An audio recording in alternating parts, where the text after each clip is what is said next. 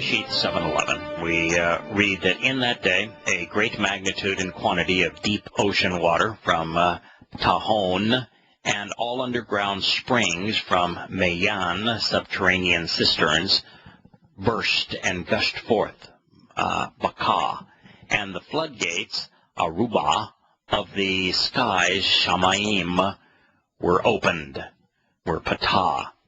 Well, what we have come to learn is that just as in the creation account, every term that Yahowah wielded was precisely accurate. What he said occurred exactly in the order and the way that he described. And at the time that he described. Well, the same is true with the flood. You know, the flood account in the Torah is often set alongside the mythical epics of floods in cultures around the world. Now, there is a difference between this one and the others. And the difference is that this one happens to be true. And it has been proven to be true.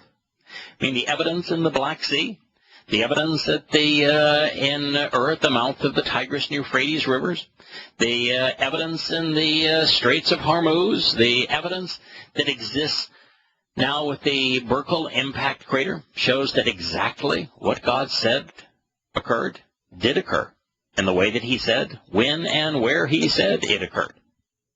When you have absolute proof that something happened exactly as it was described, it is no longer a myth.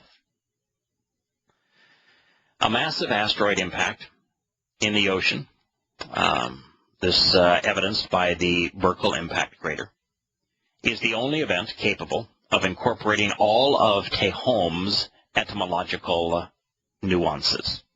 Deep ocean water roaring up from the depths in overwhelming quantities and force, creating wave upon wave without intermission. The shock wave from such an impact would tend to free all underground stores of water in the region, breaking them loose.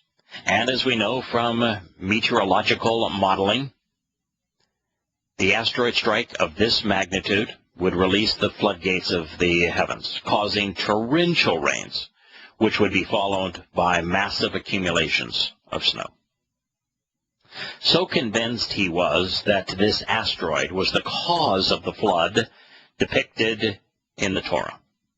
A scientist commenting on the discovery of the Berkel crater for the History Channel's presentation of it said, quote, "We no longer need God to explain the multiple flood legends," end quote.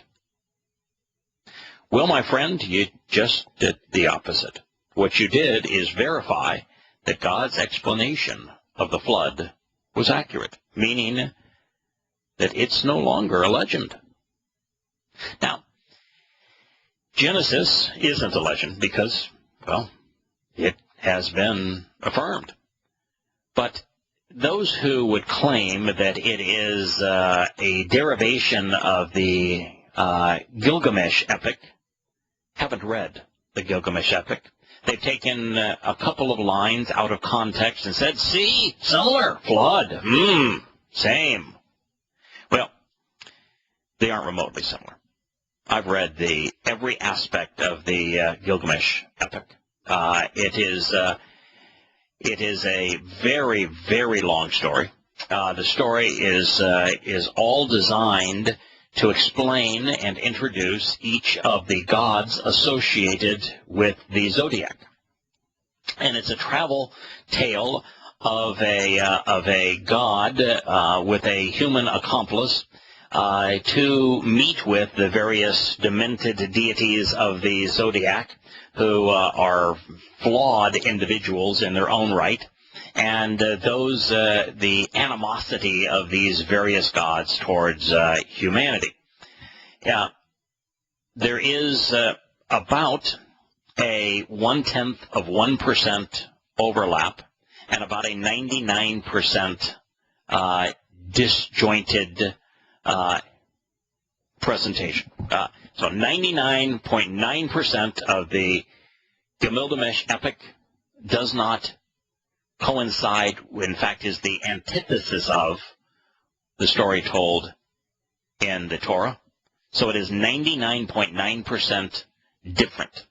And, I mean, we're talking about the opposite. This is pagan mythology at its rawest form. I mean, absolute stupidity. And there's a 0.1% overlap, and it's only in very, very minor aspects of the story. Moreover, the oldest copy of the Gilgamesh epic is 700 BCE, 700 years after the Torah was written.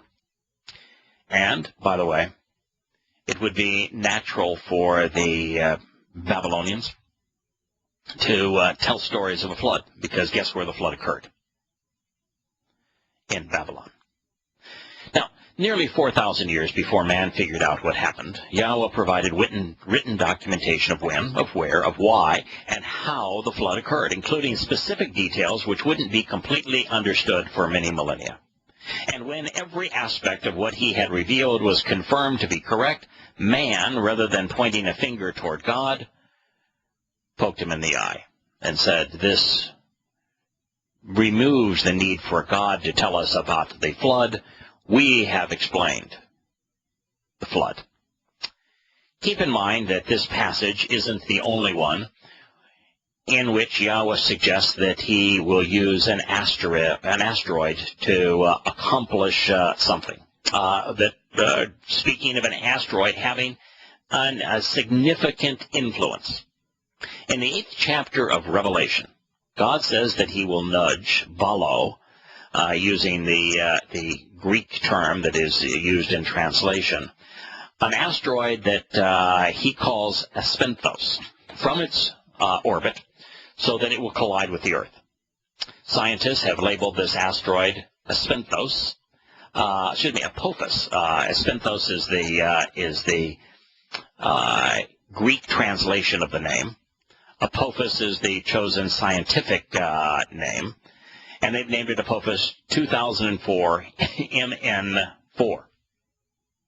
But they are unaware of Yah's prophecy, and therefore expect it to miss our planet by a distance of less than 15,000 miles, or by less than 1/10 of the distance from the Earth to the Moon. It's projected to be the closest near miss of any Earth-altering event. You know, my guess is that the Black Sea Gazette, circa 2968 BCE, featured a similar story, predicting that the comet that they saw streaking across the sky would miss them as well. From what I can tell, Aspenthos, or Apophis, is of similar size to the asteroid which formed the Burckle crater, supporting a diameter of 1/4 of a mile. So the Burckle crater, of course, is 18 miles in diameter, but the asteroid that hit and caused it was probably of similar size, about 1/4 of a mile in diameter. There's an Erkomai comings and going chapter of Yahowah that presents all that is known about this troublesome rock. And scientists know that it's going to arrive on Friday, April 13th, 2029. That happens to coincide to the day of the end of the Magog War. It's about 29 months into the tribulation at that point. So if I were you, I'd make plans to now to skip out of harm's way, joining other members of Yah's covenant family in the Teruah harvest long before that occurs. Now, returning to the Torah's narrative, we learn that within this basin, this is now from Barashi 7:21, all related human and animal flesh, basar, living creatures, especially related people descended from a specific bloodline, or preachers in the case of Bashar, which moved about upon the ground, perished, grasping for breath. They expired and died, including birds, domestic animals, wild animals, and all kinds of small insects living in colonies, scurrying about in swarms on the ground. and every man, Adam. Now, before you pass judgment on what every Adam man means in this context, consider what followed the comma in the previous statement. Everyone who had by way of relationship within their breath and nature a living nisama, a conscience, all with the spirit of desolation, died a natural death. We have stated this before, but this affirms it. Yahowah's lament was that he had made humankind special. He had taken a Homo sapien, and he had given a Homo sapien a nisama, a conscience, a seat of judgment, the ability to exercise good judgment, the ability to understand. You know, he said that all animals had a nephesh soul, which is a nephesh soul is our ability as animals to observe the world around us and respond to it. Unlike plants, animals have a nephesh, this ability to observe and to respond. Well, observing and responding does not necessarily make for a perfect companion. And Yahowah was looking for an ideal companion to spend eternity with. And so, if you're God and you possess more than just awareness and an ability to respond, but an ability to think and to reason and to understand, you would want your eternal companion to have the same capacity. So Yahowah gave Adam a nisama, a conscience, the ability to process that which was observed so that we could transition from knowing to understanding. And then once we understood, we could respond. We could engage based upon that understanding. A voyage of eternity through the universe with God will require this transition of knowing to understanding to make it enjoyable, to make it worthwhile, to make it fun. It is the ultimate treasure, really.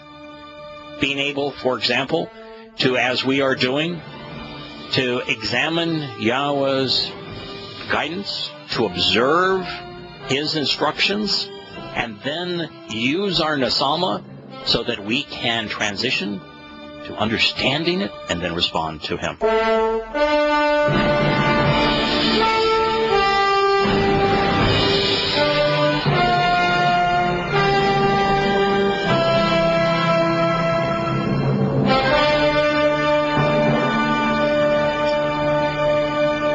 So God has told us here that his target was everyone who had, by means of relationship within their breath and nature, a living nisama.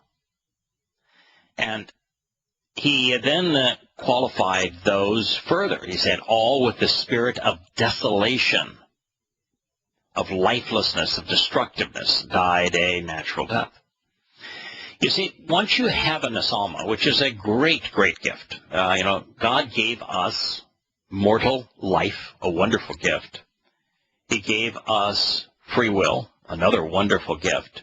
And to capitalize on free will during our mortal life, he gave us a nisama, along with his gift of the Torah guidance, so we could choose, to come to know him. We could choose to accept, to embrace the terms and conditions of his covenant, live with him forever. We could choose to reject him, but we had the process of the capability of making an informed, enlightened choice based upon this gift of the nisama. But the nisama, when Adam and Chawah were expelled from the garden, and they passed on their nisama to other humans, what it did is it caused man to use the ability to understand in a very hostile, corrupt way. And so it's not just those with the ability to exercise good judgment that were the target, but those who carried with them the spirit of lifelessness, of destructiveness, of desolation. And they said they all died a natural death. Now, the fact of the matter is that we're mortal. And if we do not use our nesama effectively, if we do not exercise it, and it's a skill which you have to exercise. It's like any skill. I like to play golf. If I don't practice golf, I'm lousy at it. LeBron James has a great gift to play basketball, but if he didn't practice it, he wouldn't be the player he is. Well, our nesama, our ability to exercise good judgment, is something we have to exercise. If we wish to go from simply being observant to understanding, we have to actually exercise our seat of good judgment, our nesama, to make connections between things so that we transition from knowing to understanding, so we can respond appropriately to what God is offering. In here, what God is saying is that most of those with the nesama, except Noah and his family, used it counterproductively, and they, as Adam and Yahowah had once done, decided that they would league with Satan, that they would accept and advance a corrupt, out-of-context version of Yahweh's instructions. And so they died. And that's the consequence of mortal life. If you don't exercise your nesama appropriately, you're going to die. That's it. It's not a punishment. It's just a natural consequence. Now, someone might say, well, God's being so intolerant and he's such a mean God to have killed all those people. But wait a minute. He gave them their life. How does someone get mad at someone for he gave them what they would not have otherwise had? They squandered it. In fact, the one who gave them life became their enemy. And so he terminated their life. Terminating one's life, if you're the source of that life, isn't a penalty. It's not even mean. Especially when those who you gave life were conducting themselves in such a way that they deprived everyone of the opportunity for continued life. It was the moral thing to do. It was the rational thing to do. Now, since there was no punctuation in Paleo-Hebrew, and a wa, meaning and, so, or then, is used to designate the end of one sentence and the beginning of the next, there was no wa at the start of the 22nd verse as it is laid out in most English Bibles, indicating that all of this was one continuous train of thought. God's frustration was with Adam's descendants, who had used their nesama conscious poorly.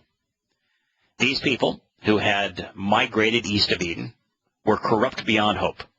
So much similar to Christians and Muslims and socialist secular humanists today. Having chosen to associate with the lifeless spirit of satanic deceptions. This realization is one of many evidences that the flood was regional and that it had a specific purpose and that it occurred in this specific place where Homo sapiens with a nesama existed.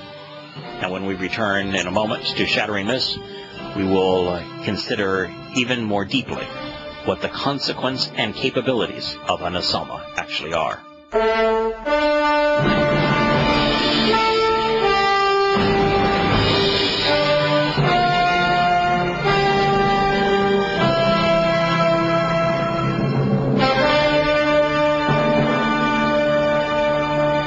The nesama is part of mortal humankind, which can know and respond to Yahowah or to the adversary.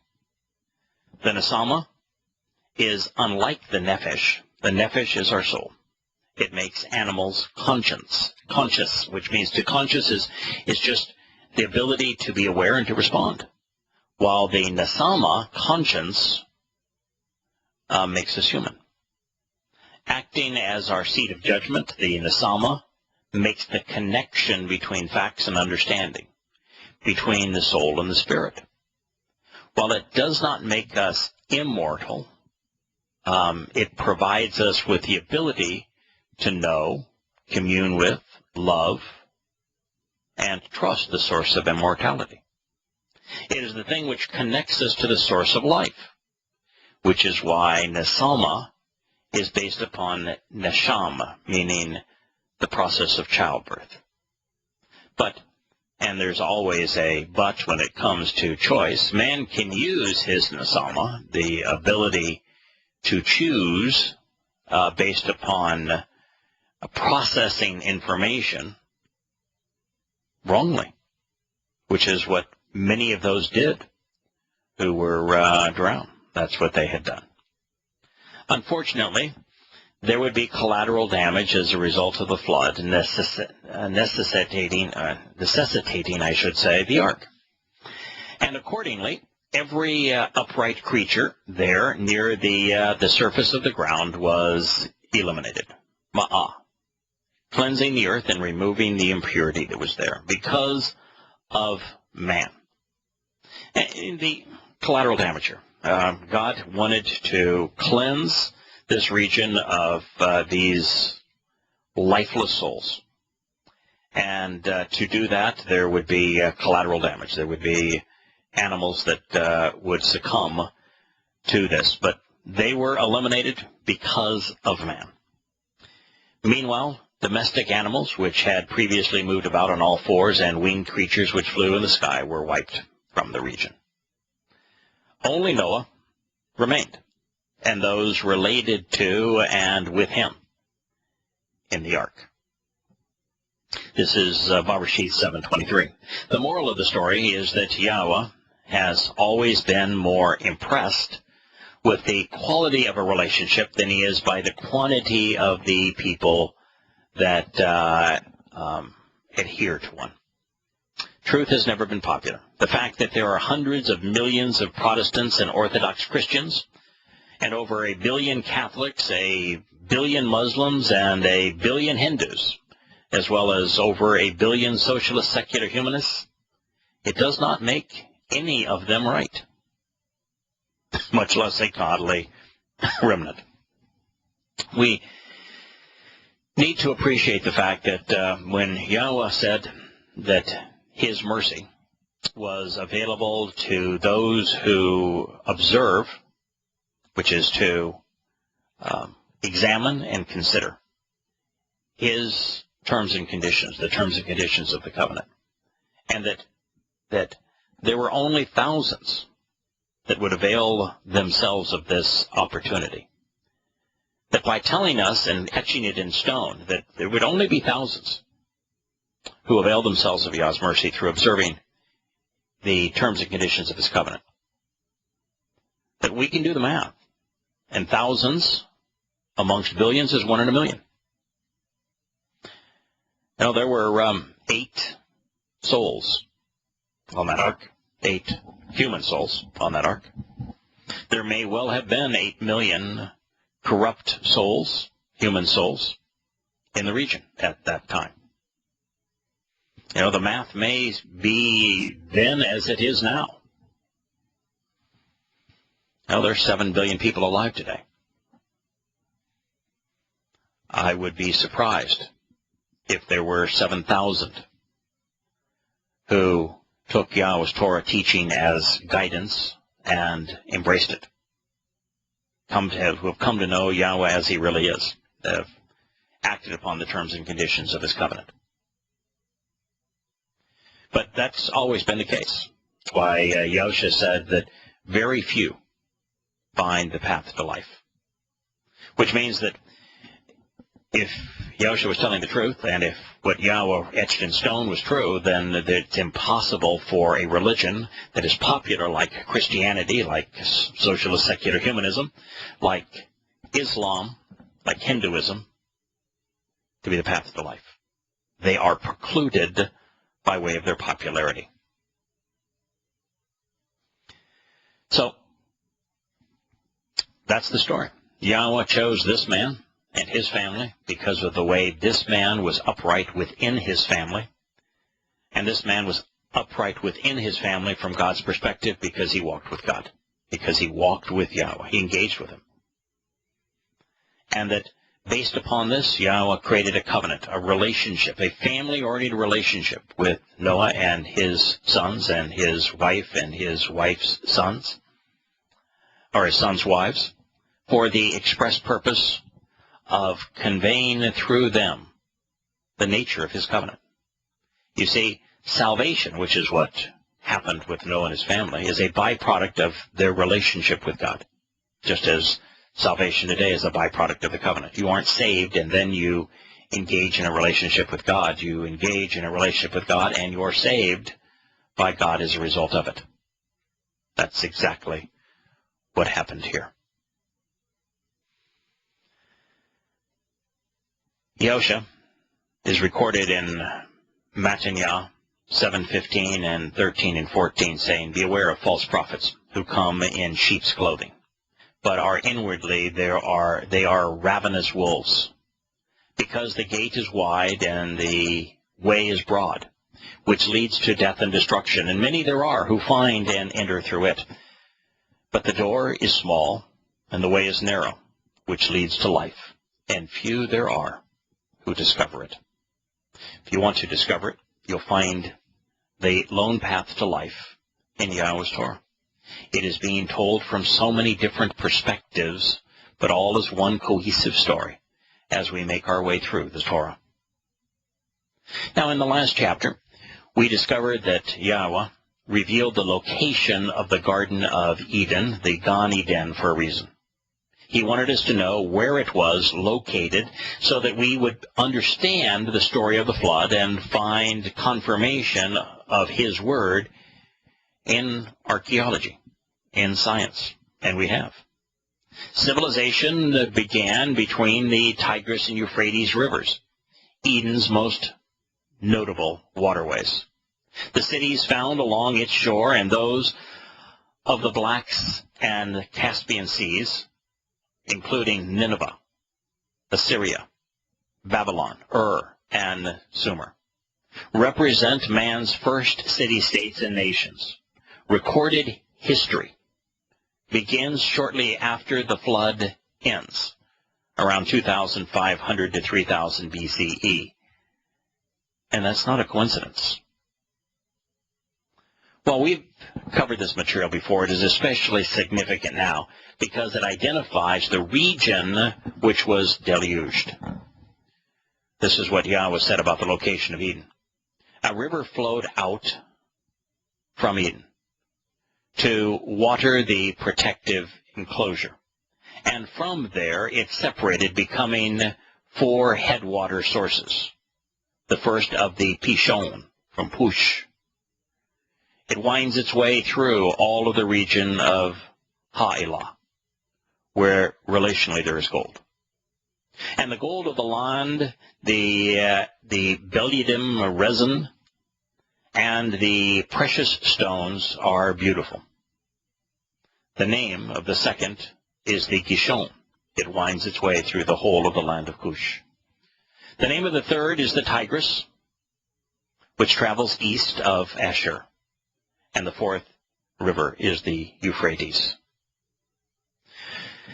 The Hedekil is the Akkadian, which is the Hedekil was the Tigris, is the Akkadian, which is the original Assyrian and Babylonian language pronunciation of what became renamed the Tigris because of the Greek conquests of Alexander.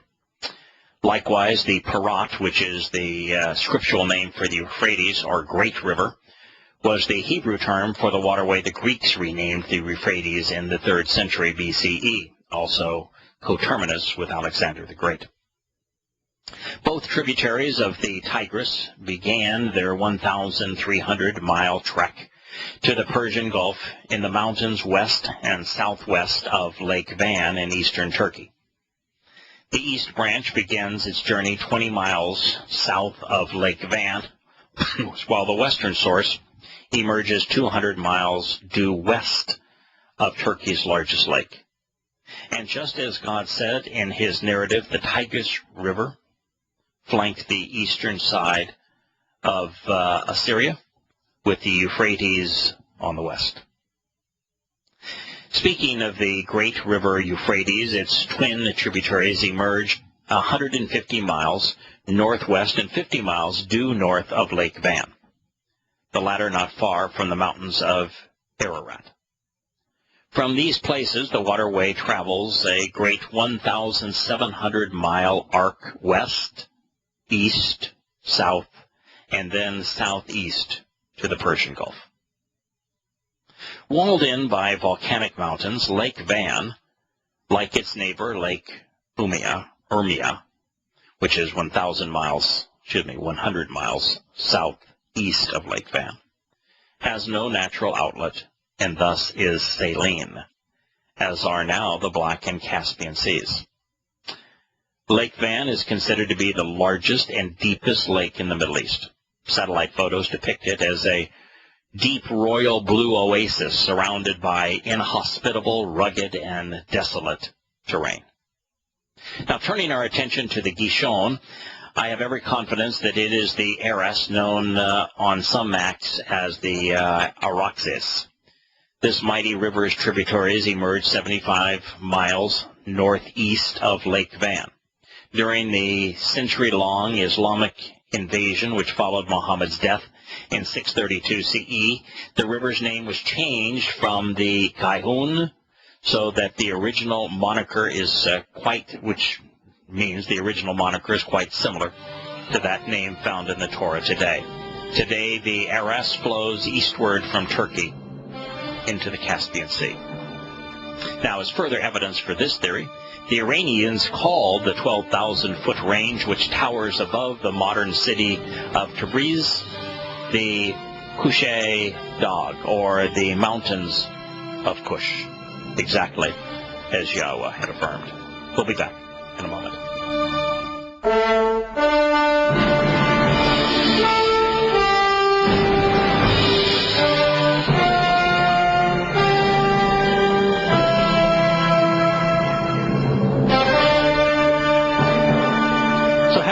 The rivers that flowed to the east, which is the Gishon, and to the southwest, the Parat, and to the southeast, the Tigris.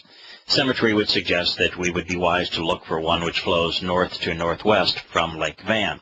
In this regard, the most likely candidate is the Pishon, or the Red River, known today as the Kiliz Urmak Red River. Red is important since Yahowah told us that the Pishon would be known for its red stones. More convincing still is the original name of Turkey's longest river was the Phasanis, which was named after a large bird in the region, confirming that it is worthy of consideration. Most all etymological tools connect ancient names with their modern equivalents by comparing the consonant root, and therefore Phasanis and Pishon share the same PSHN root.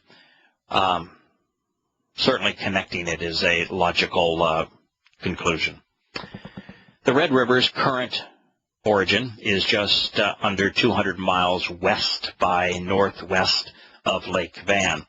But since the Euphrates northern tributary passes less than 10 miles from its source, the original location may have been much closer to Lake Van than it is today. The sliver of separation may have been as a result of one of the frequent volcanic flows that have reshaped this region over the last 4,000 to 5,000 years. Unlike the three other rivers, the Phasanis flows west and then north before draining into the Black Sea.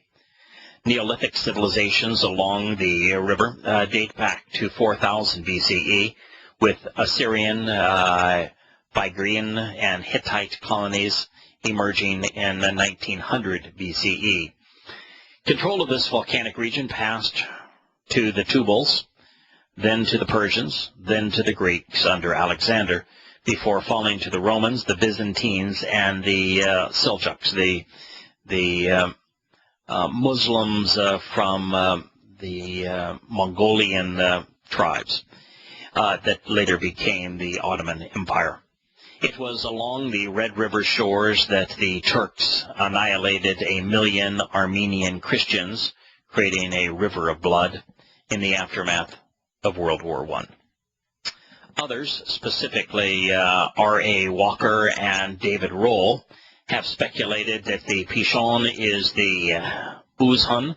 Its tributaries descend from the volcanic ridges east of Lake Urmia, emerging 250 miles southwest of Lake Van, eventually emptying out into the Caspian Sea. While there is no initial P sound, the remainder of the name is similar, and the Uzhun is known as the Kezel Uzhun, or Long Gold River, and as such it fits the Torah's depiction of the waterway meandering through the land of gold. I also suppose it is possible that a volcanic eruption in the area truncated the original source, moving it further southeastward. Putting this all together, however, the tributaries of the Tigris and Euphrates rivers are so well known today, and the headwaters of the Gishon and the Red River emerge within 200 miles of one another, all with Lake Van at their epicenter. This blue oasis, which I think may lie directly over Eden, can be found southeast of the Black Sea and due west of the Caspian. It is important because what now appears to be mankind's oldest civilization is buried beneath the shores of the Black Sea. And archaeologists are beginning to discover that humankind first combined or mixed religion and politics in this very place. So to this end, Robert Ballard of Titanic fame, he's the fellow that discovered the wreck of the Titanic. On September 7th in 2001, he led a research team which included Frederick Heibert, an archaeologist from the University of Pennsylvania.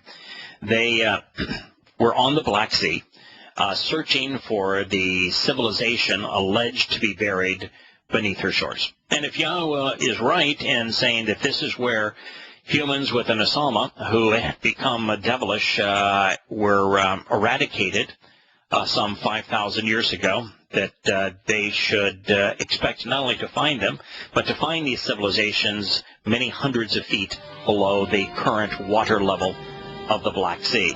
And sure enough, 500 feet below the surface and 12 miles off the current Turkish coast, a multitude of artifacts were found, including collapsed structures, tools, and carved beams.